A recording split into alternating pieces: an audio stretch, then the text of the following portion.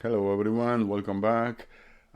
Today I'm going to talk about RRSP or TFSA. Actually, last week I was reading an article at benefitscanada.com that the headline reads, Canadians is still not knowledgeable about RRSPs and TFSAs.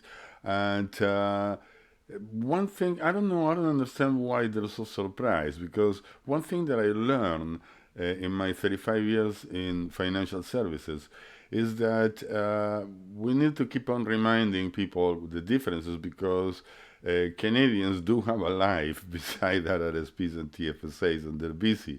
They have busy lives.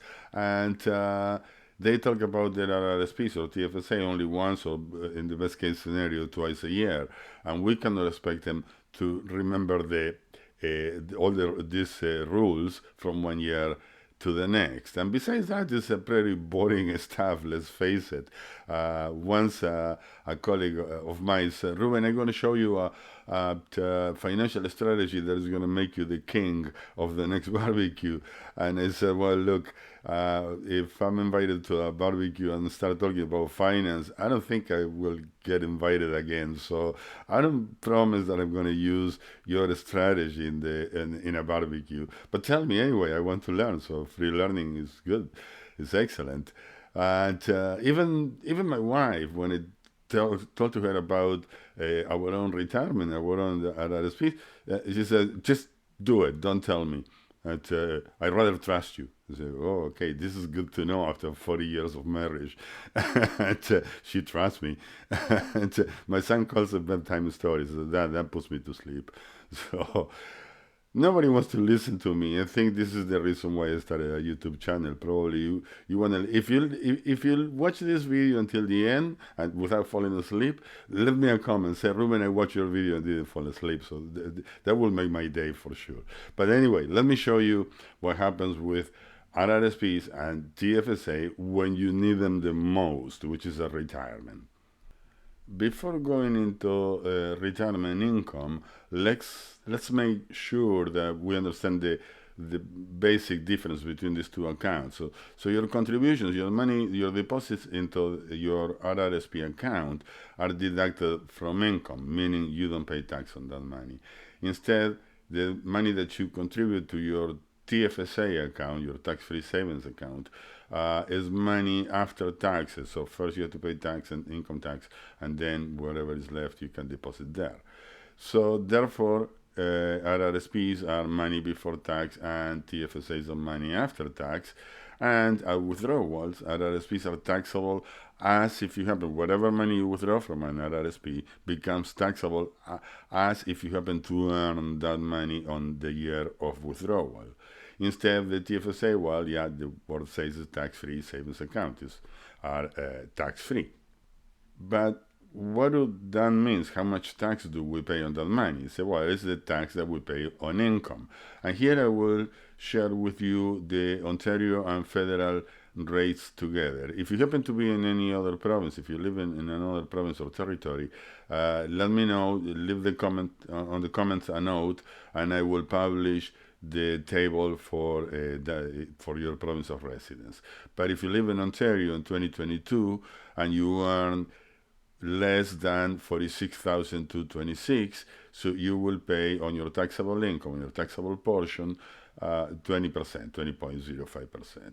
Then if you earn more than this on the next portion, so but the money that you earn between the 46 to 26 up to 50,000, that pays 24%. And if you are in these brackets here, if you earn less than $50,000, well, the rule of thumb says stay away from RRSPs, because if you hold RRSPs of retirement and you don't have any other source of income, or any other source of pensions, such as an employer pension, then you may end up losing money, and you will see why. If you earn between 50,000 and 81,000, now you pay close to 40 to 30% already, and it goes up as you earn more and more in every bracket. You pay a little bit more, and I show here up to 150,000, but it goes on up to 250,000, which is the maximum rate is 50 is more than 53%. But in those rates, there is no questions about like once if you earn more than 150,000, for sure, RRSPs are your thing. Actually, more than 120,000 RRSPs your thing for guaranteed.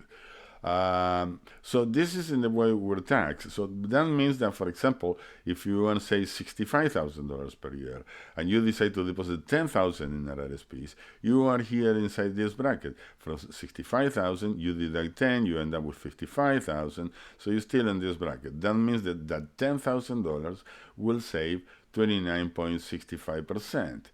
If you are in the same bracket and you withdraw $10,000 from RRSPs, well, it will get added to your income. But let's say you are, for example, in $80,000 and you withdraw $10,000 from RRSPs. Now you're going over 81,000, in which case for those 10,000 you're paying 31%. This is when you need to be careful.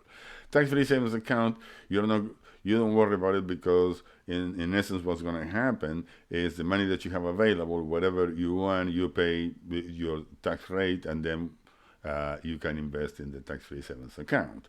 But what happens at retirement? So let's take a look at a real case.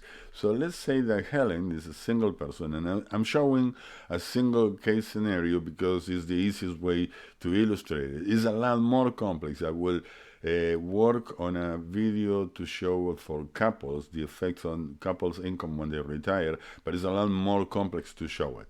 And you will see why later on. Subscribe to the channel so you're not going to miss any videos. But in this case, Helen is at age 45. She wants to start saving for her retirement about $8,000 per year in RRSPs, or its after-tax equivalent in tax-free savings account. So her annual income is $65,000 now, with a marginal tax rate of 29.65%, as we have seen on the table before. She lives in Ontario. And her CPP pension at age 65 is estimated to be $650 per month in today's dollars. This is critical, guys, to know your CPP, what you have in your CPP is so important. I have a video dedicated to the CPP statement of contributions. If you haven't seen it, go back, take a look at that video, and get your statement of contributions. And that will detail and will give you an idea how much income you can expect to receive at age 65.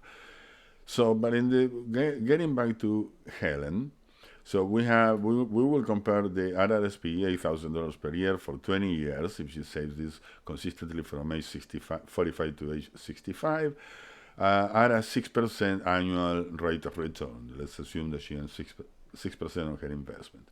So on the TFSA, well, if we get the same $8,000, we pay the 29.65% tax, so we end up with $5,628 invested per year for 20 years at the same 6% annual return.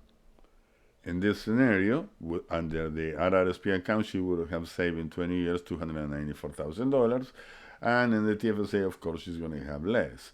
So if we just say that at age 65, Helen will cash 5%, but will have a 5% withdrawal from her RRSP account, or a 5% withdrawal from TFSA. Well, obviously in TFSA she's going to have less than in RRSP, but remember that this is non-taxable and this it is taxable. So this divided 12 will make it $1,226 per month, and in this case $863 per month.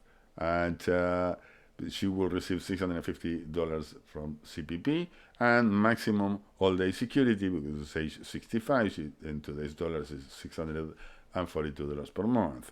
So now, the guaranteed income supplement, the GIS, in this case, between the RRSPs and the $650 from Canada Pension Plan, which are the two amounts that they're considered to calculate the GIS, it goes over the threshold. So she received no guaranteed income supplement.